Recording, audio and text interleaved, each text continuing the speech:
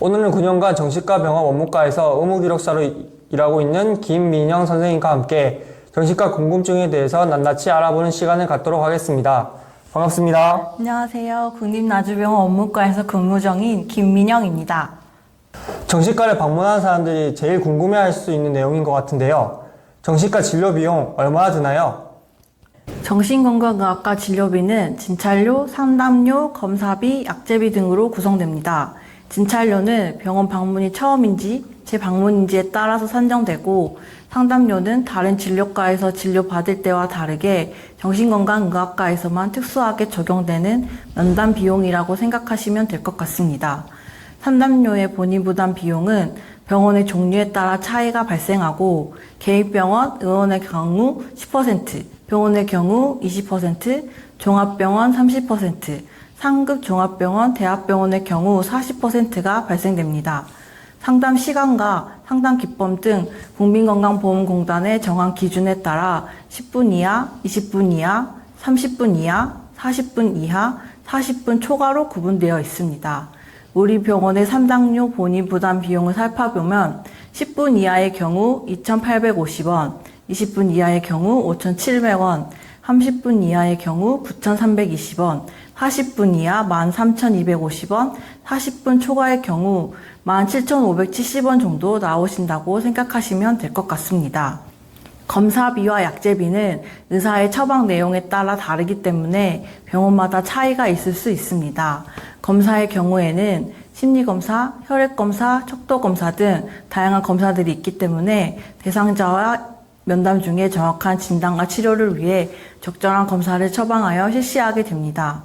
예를 들어 병역 관련이나 장애 진단서 등과 같이 객관적인 판단 자료가 포함된 진단서가 필요한 경우 임상 심리 전문가를 통해 지능검사, 사고인지 기능검사, 대상자의 문제 증상 수준 등을 파악하기 위해 검사가 필요하다고 판단되어 의사의 처방이 있거나 약물 효과나 부작용 등을 확인하기 위해 혈액검사를 실시하게 되면 진찰료, 상담료 외에 검사비가 추가적으로 발생될 수 있습니다.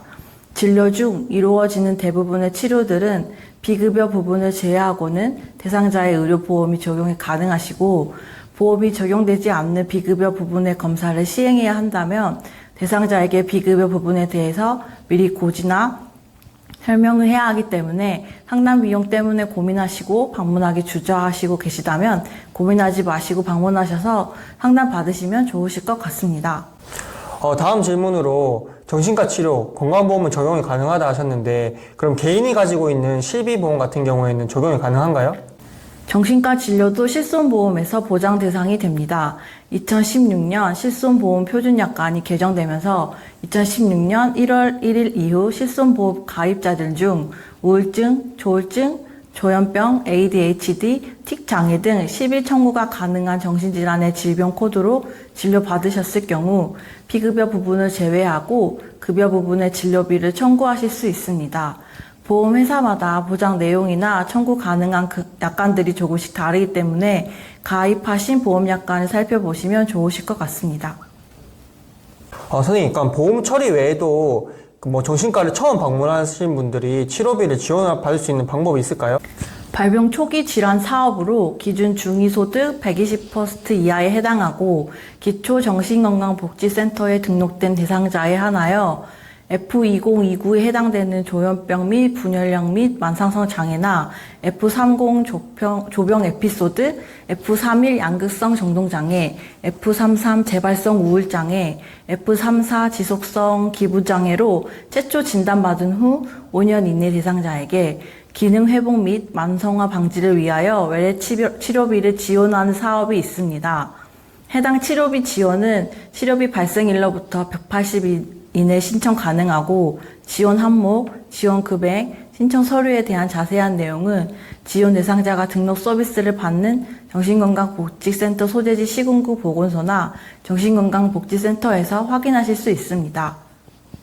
그러니까 개인이 나는 정신과 병원을 방문하기 너무 두렵고 나는 병원에 갈 상태인지 아닌지 이렇게 헷갈릴 경우가 있는데요. 이럴 경우는 혹시 어떻게 해야 되나요? 정신과 방문을 두려워하시거나 거부감을 가지시는 분들이 많이 있으실 텐데요. 이런 사람들을 위해 우리나라에서는 각 시군구에 정신건강복지센터를 운영하고 있습니다. 홈페이지에 방문하시면 다양한 정신질환에 대해 자가검진도 하실 수 있고 상담 신청을 통해 무료로 상담을 받아보실 수도 있습니다. 지역마다 다를 수 있지만 정신건강의학과 전문의가 센터에 방문하여 전문적인 상담을 통해 정신과 치료가 필요한지 아닌지 감별해 주시는 역할을 해주시고 계시니까 병원에 방문하는 것이 부담스러우신 분들은 정신건강복지센터에 먼저 상담을 해보시고 병원으로 오시는 것도 추천드립니다. 지금까지 김미연 선생님께서 정신과 궁금증에 대해서 다양하고 자세한 설명해 주셨는데요. 정신과 방문을 고민하고 계시거나 정신과에 대해 궁금증이 있으신 분들에게 많은 도움이 되길 바랍니다. 저희는 더 유익하고 도움이 되는 정보를 가지고 2편으로 돌아오도록 하겠습니다. 이 영상이 좋으셨다면 구독, 좋아요, 알림 설정도 부탁드립니다. 안녕!